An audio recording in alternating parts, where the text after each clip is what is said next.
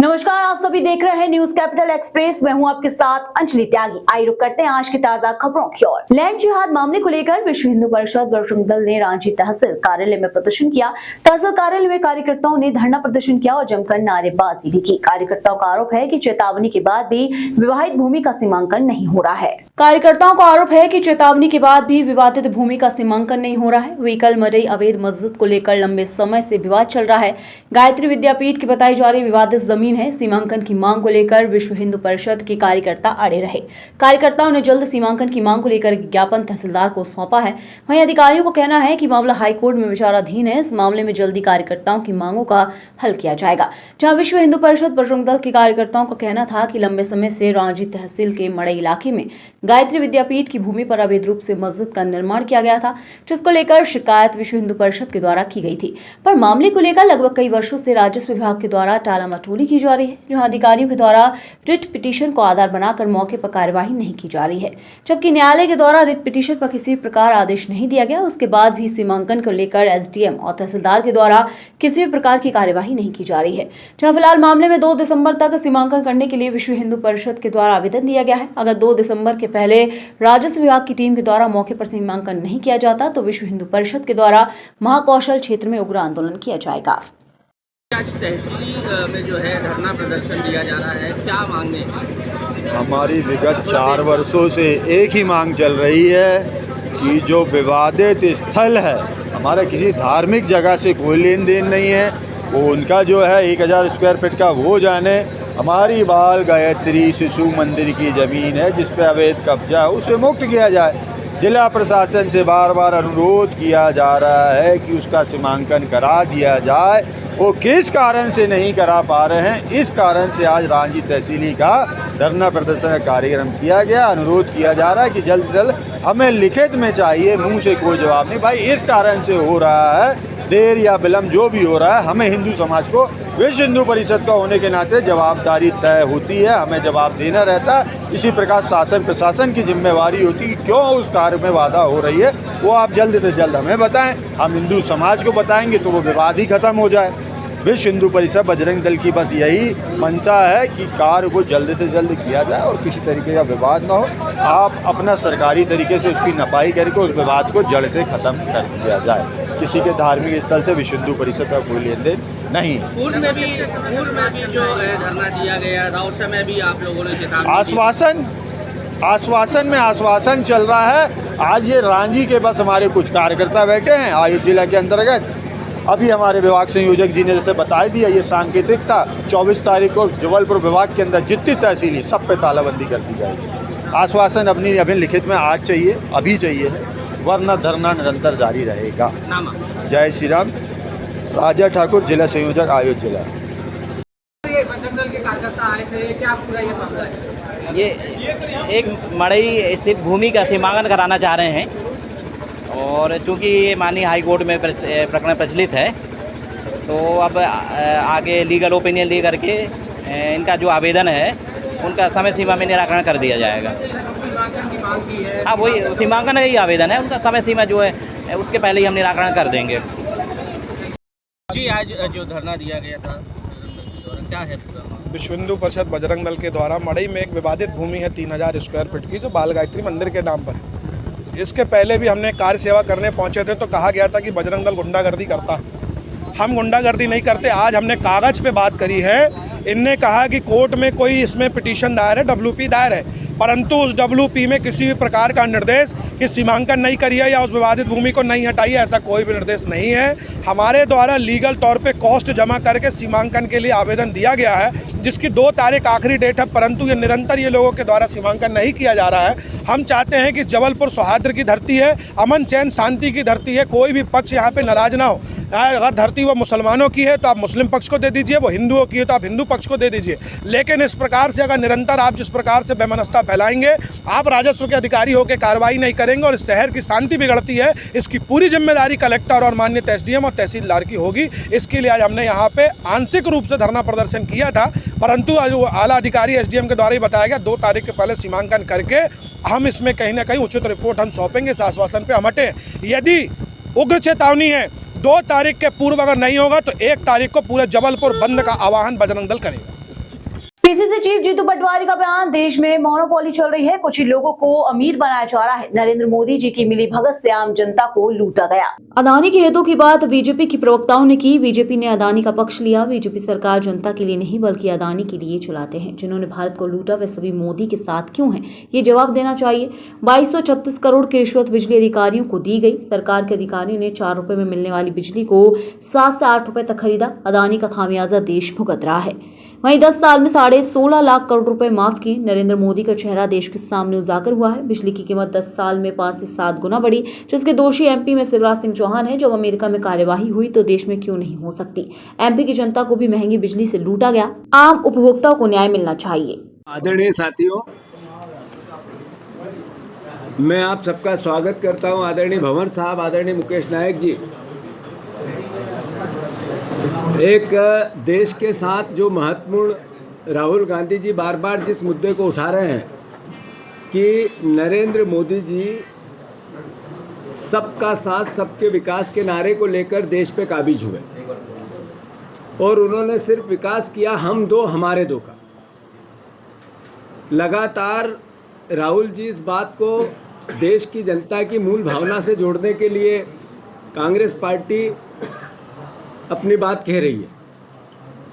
वो चाहे लोकसभा का चुनाव हो, चाहे अलग अलग राज्यों के विधानसभा के चुनाव हो, राहुल गांधी जी ने कहा कि इस देश में मोनोपोली चल रही है, मोनोपोली, और सिर्फ कुछ लोगों को देश का सारा धन दिया जा रहा है। ये एक बार फिर साबित हुआ। साथियों, आपको याद हो 2 साल पहले, 1.5 साल पहले हिडनबर्ग की एक रिपोर्ट आई थी। उसमें भारत के गरीब और मिडिल क्लास के लोगों को शेयर में मैनिपुलेशन के साथ लूटा गया था।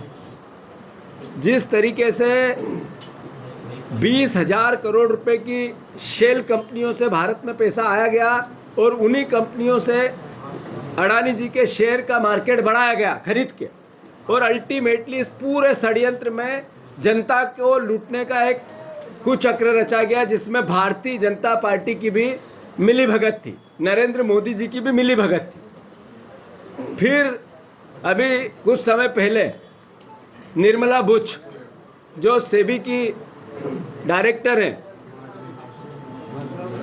उन्होंने किस तरीके से अडानी जी को मदद करके उनकी कंपनी से लाभ लिया और चोर और कोतवाल दोनों मिल गए और जनता को लूटा। और इसका अगर कोई दोषी था तो फिर नरेंद्र मोदी जी और उनकी सरकार थी। इस बीच में बीजेपी के सारे प्रवक्ता, बीजेपी के सारे नेता देश की जनता की बात करते नहीं दिखे। वो बात करते दिखे अडानी जी की, उनके हितों की, उनकी जो अडानी जी अपने हित के लिए मीडिया से बात नहीं कर पाए, वो सब बातें बीजेपी के प्रवक्ताओं ने की। भारतीय जनता पार्टी ने अडानी जी का बचाव किया, उनकी कंपनियों का बचाव किया। इससे साबित होता है कि नरेंद्र मोदी जी के लिए राहुल गांधी जी और कांग्रेस पार्टी जो बात करती है कि हम दो हमारे दो, अडानी जी के लिए सरकार चलाते हैं, अंबानी जी के लिए सरकार चलाते हैं, ये जनता के लिए सरकार नहीं चलाते। अब ताज़ा आपको मालूम होगा कि हमारे देश में अंतर्राष्ट्रीय क्रिमिनल है, अंतर्राष्ट्रीय क्रिमिनल। पहले मोदी जी जब आए थे तो कहते थे देश का पैसा लूट के विदेशों में भाग गए लोगों का कॉलर पकड़ के देश में लाऊंगा। मेहुल भाई को नहीं ला पाए जो अंतर्राष्ट्रीय अपराधी है, माल्या जी को नहीं ला पाए जो अंतर्राष्ट्रीय अपराधी है, ललित भाई को नहीं ला पाए जो अंतर्राष्ट्रीय अपराधी है। अब इसमें गौतम भाई का नाम जुड़ गया है जिसके खिलाफ अंतर्राष्ट्रीय अपराध दर्ज हुआ है। ये सब नरेंद्र मोदी के ही दोस्त क्यों है?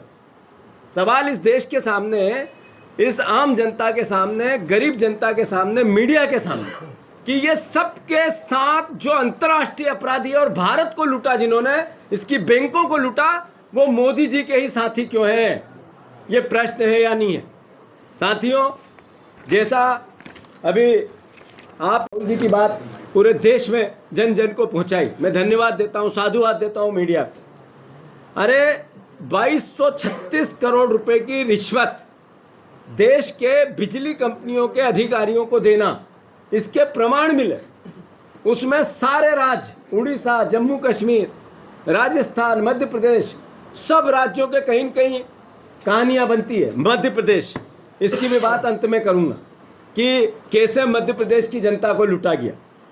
अमेरिका के बाजार में यहाँ पहले सौदे किए कि अधिकारियों को रिश्वत देके जो 4 रुपए में बिजली कंपनियों से बिजली खरीदती थी राज्य सरकारें, उसको 8 रुपए में, 7 रुपए में, 8.5 रुपए में पर यूनिट अडानी जी की कंपनी से खरीदने, ऐसा नरेंद्र मोदी जी की सरकार ने, नरेंद्र मोदी जी की बीजेपी के अधिकारियों ने, सरकार के अधिकारियों ने प्रदेश के अन्य सरकारों को निर्देश दिए, उसके प्रमाण मिले।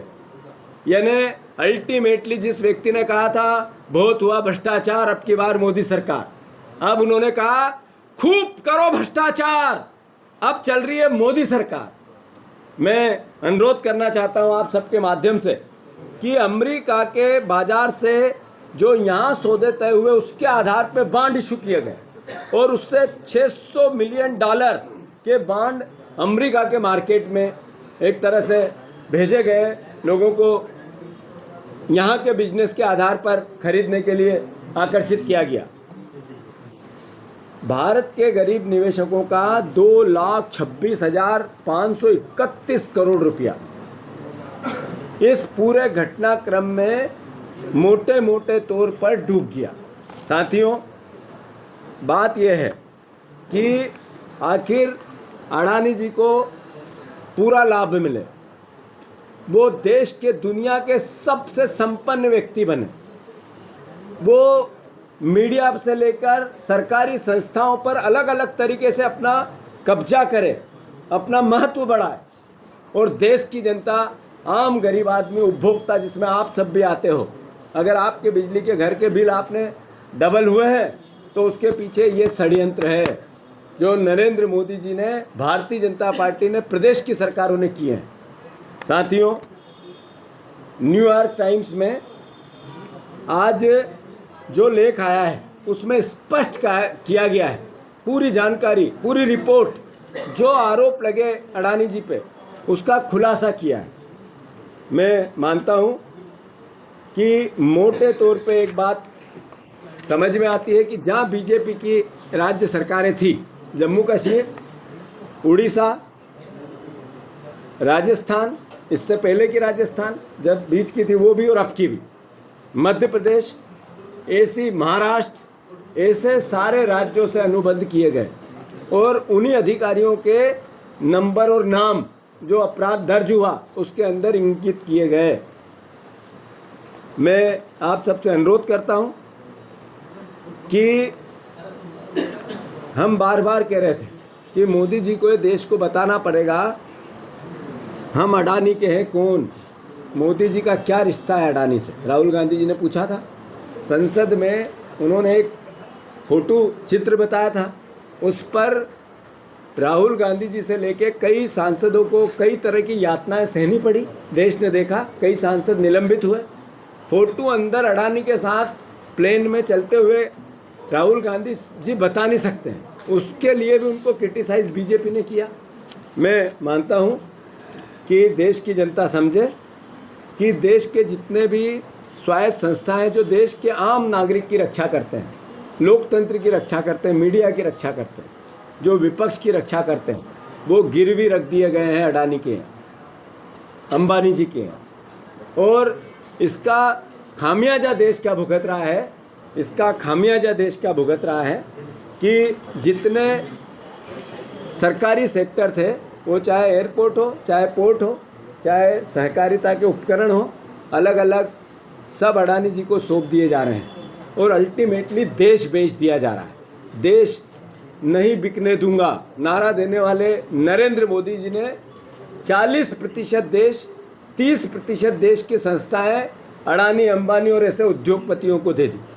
साथियों, जैसा राहुल जी बार बार कहते, जो ये एक बहुत बड़ा, इस सदी का एक बहुत बड़ा घोटाला है, उसके बारे में आपको बताया और उन्हीं की बात को आगे ले जाते हुए मैं ये निवेदन करना चाहूँगा कि जो ये घोटाला है, ये घोटाले में सबसे बड़ी बात ये है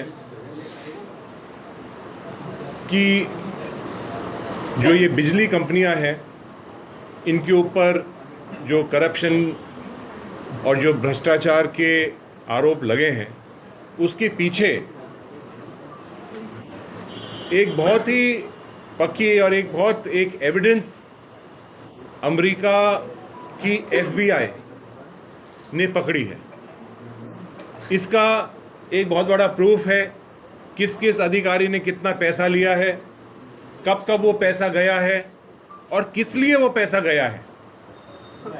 इसका पूरा खुलासा FBI ने करा है। और ये एक बात सबसे पहले मैं आपके सामने रखना चाहूँगा कि अमेरिका कहाँ से आ गई बीच में। जब बिजली वो हमारे देश के अंदर कंपनियां महंगे रूप से खरीद रही है, करप्शन हुआ है, लेकिन अमेरिका कैसे आई, ये एक बहुत बड़ा सवाल जनता पूछ रही है और बहुत सारे मेरे पत्रकार बंधुओं ने भी पूछा है। क्योंकि वो पैसा जो ऋण लिया था, जो बॉन्ड इश्यू हुए थे, वो अमेरिका की जनता का पैसा था, अमेरिका की फाइनेंशियल इंस्टीट्यूशंस का पैसा था।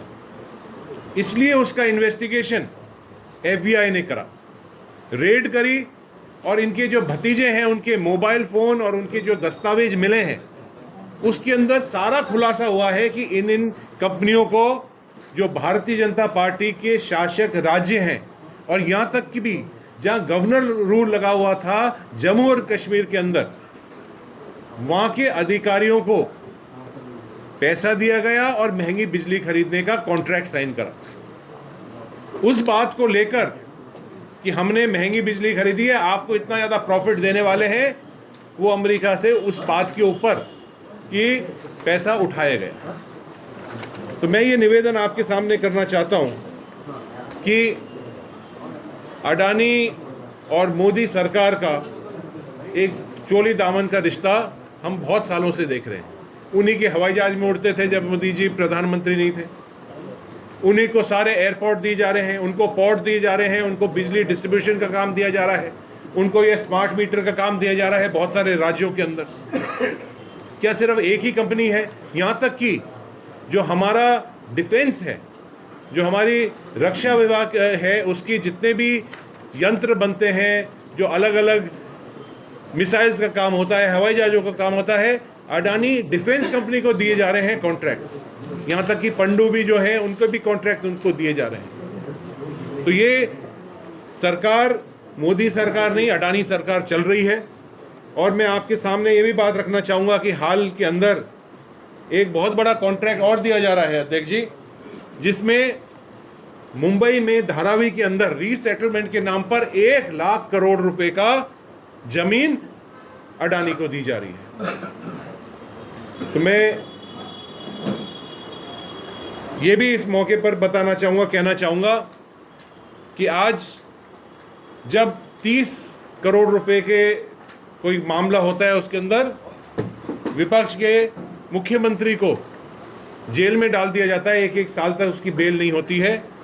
लेकिन यहाँ जब 2000 करोड़ का मामला अडानी के ऊपर चल रहा है तो ईडी, CBI, इनकम टैक्स सोया हुआ है, कोई उसके ऊपर बोल नहीं रहा है।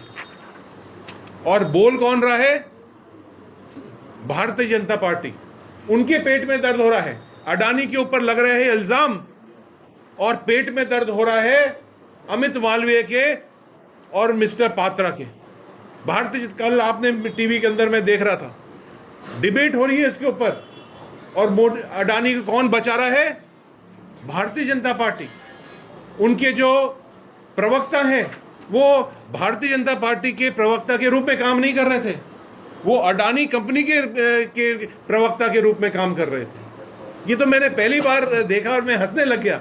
हंस का विषय बन चुका है कि अडानी को भारतीय जनता पार्टी बचा रही है क्योंकि उनके पेट में दर्द हो रहा है, उनके पेट के अंदर अडानी का दिया हुआ पैसा, उनका कार्य इस तरह से चल रहा है। तो मैं ये इतनी ही बात आपको रखना चाहूँगा। माननीय राहुल गांधी जी ने इस देश के लिए रानी दुर्गावती विश्वविद्यालय के कुलपति की नियुक्ति को फर्जी बताते हुए भारतीय राष्ट्रीय छात्र संगठन ने आज जमकर प्रदर्शन किया। एनएसयूआई ने कुलपति को नोट देते हुए मांग की है कि ये पैसे लेकर आप अपने पद को छोड़ दें। हालांकि एनएसयूआई के द्वारा दिए गए ये नोट नकली थे। करीब आधे घंटे तक कुलपति के सामने प्रदर्शन करते हुए एनएसयूआई ने चेतावनी दी है कि अगर 48 घंटे के भीतर कुलपति अपने पद से इस्तीफा नहीं देते तो विश्वविद्यालय में उग्र आंदोलन किया जाएगा। इधर एनएसयूआई के प्रदर्शन पर कुलपति ने जवाब देते हुए कहा कि प्रदर्शन करने वालों को ये जानकारी ही नहीं है कि उन्हें नियुक्ति यूजीसी से हुई है। पहले वहां जाकर पता करें, फिर नियुक्ति पर सवाल खड़े करें। मीटिंग ले रहे थे वीसी। धमक पड़े छात्र। वहीं रानी दुर्गावती विश्वविद्यालय के कुलपति डॉक्टर राजेश वर्मा गुरुवार को प्रोफेसरों के साथ बैठक ले रहे थे। उसी दौरान अचानक ही एनएसयूआई के छात्र आ धमके। बैठक के बीच प्रदर्शन करते हुए एनएसयूआई ने सूटकेस खोला और नकली नोट उनके सामने रख दिए। एनएसयूआई के जिलाध्यक्ष सचिन रजक ने कुलपति की नियुक्ति पर सवाल खड़े किए और कहा कि ये डॉक्टर राजेश वर्मा इस पद के लायक नहीं है। उन्होंने कहा कि ये तो प्रोफेसर बनने के लायक भी नहीं है जो कि कुलपति बन गए हैं। जिलाध्यक्ष ने कहा कि कुलपति बनने के लिए 10 साल का अनुभव होना या फिर रिसर्च स्कॉलर होना जरूरी होता है। आरोप है कि 2008 में पीएचडी करने के बाद 2009 में ये प्रोफेसर बन गए। सिर्फ 3 माह के अनुभव वाले प्रोफेसर आखिर कैसे कुलपति बन गए, ये बड़ा सवाल है। 48 घंटे का अल्टीमेटम दिया। एनएसयूआई के जिलाध्यक्ष सचिन रजक ने आरोप लगाया है कि कुलपति ने पैसे देकर ये पद हासिल किया है, जो कि संस्कारधानी को शर्मसार करता है। उन्होंने बताया कि आज किए गए प्रदर्शन के बाद उनके पद से इस्तीफा की मांग की गई है। साथ ही चेतावनी दी है कि अगर 48 घंटे के भीतर उच्च शिक्षा विभाग इस मामले में ध्यान नहीं देता है तो फिर एनएसयूआई विश्वविद्यालय में प्रदर्शन करेगा। ये वीसी साहब को आज आप लोग ने नोट दिए हैं। ये कुलपति जो महोदय है, जो कुलपति बनने के योग्य ही नहीं है। जो व्यक्ति प्रोफेसर बनने के योग्य नहीं था, प्रोफेसर बनने के लिए 10 साल पीएचडी के बाद 10 साल का अनुभव होना या तो रिसर्च स्कॉलर होना, ऐसे यूजीसी के नॉर्म्स में है। जबकि हमारे कुलपति महोदय को प्रोफेसर 2008 में पीएचडी मिली है ना, 9 में ये प्रोफेसर बन गए। जिसको 3 महीने का अनुभव था पीएचडी होने के बाद, जो 10 साल का अनुभव नहीं था, वो कैसे प्रोफेसर बन गया। इसकी जांच भी चल रही है। जब जांच चलने के बावजूद भी आज वो कुलपति बन गए। इसके विरोध में हम आज आए थे नकली नोट लेकर, और उनको भेंट करा है कि जिस तरह से आपने पैसा देके यहाँ पर प्रोफेसर बने और कुलपति बने हैं, इसको तत्काल से इस्तीफा दें, अन्यथा एनएसयूआई उग्र आंदोलन करेगी। प्रमाण है आप लोग के पास? प्रमाण है। 2-3 दिन के बाद हम प्रेस कॉन्फ्रेंस के माध्यम से इसका बहुत जल्दी उजागर करने वाले हैं। स्कूल में बच्चे बाहर, सांप अंदर। बेड़ाघाट थाना अंतर्गत ग्राम बमुरहा हिनोता स्थित शासकीय प्राथमिक शाला में दोपहर 12 बजे जब सहायक शिक्षिका मंजुलता दुबे बच्चों को शाला के प्रांगण में पढ़ा रही थी, तभी एक बच्चे ने बताया कि क्लासरूम में एक सांप कुकर की सीटी की तरह आवाज में फुफकार रहा है। इस पर शिक्षिका ने क्षेत्रीय लोगों को सहायता करने बुलाया, लेकिन अथक प्रयासों के बावजूद सर्प नहीं हटा। बेड़ाघाट थाने से सूचना मिलने पर सर्प विशेषज्ञ गजेंद्र दुबे ने रेस्क्यू करते हुए सांप को पकड़कर जंगल में छोड़ दिया। दुबे के अनुसार पकड़ा गया सांप रसेल वाइपर प्रजाति का सांप है, जिसे लोक भाषा में परान कहते हैं। ये भारत में सबसे ज्यादा खतरनाक जहरीले सर्पों में दूसरे स्थान पर है। इसमें खतरनाक हीमोटॉक्सिन जहर पाया जाता है, जिससे मांसपेशियों में घातक प्रभाव पड़ता है। ये बेहद गुस्सेल और आक्रामक होता है। भेड़ाघाट थाना अंतर्गत ग्राम बमुरहा हिनोता स्थित शासकीय प्राथमिक शाला में दोपहर 12 बजे के तकरीबन कुछ बच्चे बाहर बरामदे में पढ़ रहे थे और एक बच्चे ने आकर बताया कि जो है कक्षा में एक खतरनाक सर्प बैठा हुआ है, जो कुकर की तरह सीटी की आवाज़ें लगा रहा है। सहायक शिक्षिका मंजुलता दुबे ने ग्रामीणों को बुलाया। अथक प्रयासों के बाद भी सर्प वहां से हिला नहीं। तब भेड़ाघाट थाने से मेरा नंबर प्राप्त करके मंजुलता दुबे मैडम ने हमको बुलाया। दोपहर 1 बजे जाकर हमने रेस्क्यू किया और इस सर्प को पकड़ लिया। पकड़ा गया यह सर्प रसेल वाइपर प्रजाति का है, जिसे भी पर्रान कहते हैं। इसमें हीमोटॉक्सिन जहर होता है। यह बहुत ही आक्रामक और गुस्सेल प्रवृत्ति का सर्प है। यह मादा है और पर्याप्त तापमान के लिए कक्षा में बैठी हुई थी। फिलहाल सर्प को पकड़कर हमने उसके प्राकृतिक रहवास बरगी के जंगल में छोड़ दिया है। गनीमत है किसी प्रकार की कोई अनहोनी नहीं हो सकी। गजेंद्र दुबे, सर्प विशेषज्ञ, जबलपुर। मैम नाम बताएं। मेरा नाम मंजुलता दुबे, जी कौन शासकीय प्राथमिक शाला बोमरा होता, थाना कौन सा है? थाना भेड़ाघाट लगता है। अच्छा, क्या घटना हो गई? आज मैं जब क्लास में बच्चों को पढ़ा रही थी जी तो आज से बच्चे ठंड लग रही थी तो बाहर बैठे हुए थे जी लेकिन मैंने क्लास में कुछ आवाज़ सुनी एकदम से तेज, जी पर जब अंदर जाके एक बच्चे ने देखा तो अंदर यानी सांप था जी जिसके गांव के लोगों ने आके काफ़ी यानी बाहर निकालने की कोशिश की जी लेकिन वो लोग सफल नहीं हो पाए। जी तब फिर मैंने यानी आपको यानी फ़ोन किया। जी कोई विशेष घटना तो नहीं घटी? नहीं। जी चलिए, धन्यवाद। हाईकोर्ट के आदेश के बाद 2013 से पहले चल रहे नर्सिंग कॉलेज जिनमें 100 बिस्तरों की क्षमता नहीं है उन्हें रजिस्ट्रेशन के लिए एक दिन का और मौका दिया गया है। बीते दिनों हाईकोर्ट के द्वारा दिए गए आदेश के बाद भी नर्सिंग मेडिकल काउंसिल का सुस्त रवैया आज जबलपुर हाईकोर्ट के सामने आया। कोर्ट के आदेश के बाद भी 100 बिस्तरों से कम की क्षमता वाले 2013 के पहले के नर्सिंग कॉलेज का रजिस्ट्रेशन पोर्टल में नहीं हो रहा है। बीते दिनों हाईकोर्ट के द्वारा दिए गए आदेश के बाद भी नर्सिंग मेडिकल काउंसिल का सुस्त रवैया आज जबलपुर हाईकोर्ट के सामने आया। कोर्ट के आदेश के बाद भी 100 बिस्तरों से कम की क्षमता वाले 2013 से पहले के नर्सिंग कॉलेज का रजिस्ट्रेशन पोर्टल में नहीं हो रहा है। 14 नवंबर 2024 को जस्टिस संजय द्विवेदी और जस्टिस अचल कुमार पालीवाल की डबल बेंच ने 2013 के पहले से चल रहे नर्सिंग कॉलेजों के लिए राहत भरा फैसला जारी हुआ था। आदेश के अनुसार 2013 के पहले से चल रहे नर्सिंग कॉलेज के लिए 100 बिस्तरों के अस्पताल की बाध्यता नहीं थी और नर्सिंग कॉलेज को 3 दिनों के लिए रजिस्ट्रेशन पोर्टल के जरिए इन नर्सिंग कॉलेज का रजिस्ट्रेशन करना था। लेकिन 19 नवंबर की जगह ये पोर्टल 20 नवंबर की दोपहर में ओपन हुआ। पोर्टल में रजिस्ट्रेशन के दौरान नर्सिंग कॉलेज को मैसेज आ रहे थे कि आपका अस्पताल में 100 बेड की क्षमता नहीं है। इसके बाद नर्सिंग कॉलेज ने हाईकोर्ट में याचिका दायर की। एक दिन और बढ़ाई गई रजिस्ट्रेशन की डेट। याचिकाकर्ताओं की ओर से अधिवक्ता पंकज दुबे ने बताया कि कोर्ट के आदेश के अनुसार रजिस्ट्रेशन के लिए पोर्टल 3 दिनों के लिए खोला जाना था, जो कि 19, 20 और 21 नवंबर तक खुला रहेगा। लेकिन 19 नवंबर को पोर्टल शुरू ही नहीं हुआ और 20 नवंबर दोपहर 12 बजे तक पोर्टल शुरू होने के बाद रजिस्ट्रेशन करने पर उसमें ये मैसेज आ रहा था कि आपका 100 बेड का अस्पताल नहीं है, इसलिए आप आगे नहीं बढ़ सकते। इस मामले में वीएम कॉलेज की ओर से अधिवक्ता पंकज दुबे ने कोर्ट को बताया क्या कि न्यायालय के आदेश के बाद भी नर्सिंग काउंसिल और सरकार का रवैया नहीं बदला है। इस पर न्यायालय आदेश देते हुए रजिस्ट्रेशन की तारीख को एक दिन और बढ़ाने का निर्देश दिया। अब ये तारीख 20, 21 और 22 नवंबर होगी। जो 2013 के पहले पंजीबद्ध हैं, कार्य कर रहे हैं लगातार, उनके लिए नियम अनुसार 100 बेडेड स्वयं के अस्पताल की आवश्यकता नहीं है, ये कानून में लिखा है। इस पर नेशनल नर्सिंग काउंसिल ने सफाई भी जारी की है 2015 में, 2022 में, और ये स्पष्ट रूप से कहा है कि जो 2013 के पूर्व के कॉलेजेस हैं उनको स्वयं के 100 बेड अस्पताल की आवश्यकता नहीं है। वे किसी भी अपने क्षेत्र के सरकारी अस्पताल के साथ अनुबंध करके अपना कार्य कर सकते हैं। इस बात को दरकिनार करते हुए स्टेट नर्सिंग काउंसिल ने अभी हाल ही में जो 2024 में अधिसूचना जारी की, उसमें उन्होंने ये मानना शुरू कर दिया कि जो पुराने कॉलेज हैं उन्हें भी 100 बेडेड अस्पताल के स्वयं के अस्पताल की आवश्यकता है। जब कॉलेजेस ने रिन्यूअल के लिए पोर्टल पे जा कर के कार्यवाही शुरू की तो पोर्टल ने रोक लगा दी और वहाँ मैसेज आना शुरू हुआ कि आपका 100 बेडेड अस्पताल नहीं है। इस बात को लेकर के कई मुकदमे हुए और एक अन्य मुकदमे में 14/11/2024 को माननीय उच्च न्यायालय ने सभी कॉलेजेस के लिए समान रूप से एक आदेश जारी किया, जिसमें ये कहा कि जो कॉलेजेस 2013 के पूर्व में बने हैं, नर्सिंग काउंसिल उनको 100 बेडेड के अस्पताल की आवश्यकता का राइडर नहीं लगाएगी, का प्रावधान नहीं लगाएगी और उनको फॉर्म भरने दिया जाएगा और पोर्टल प्रोसीड करेगा।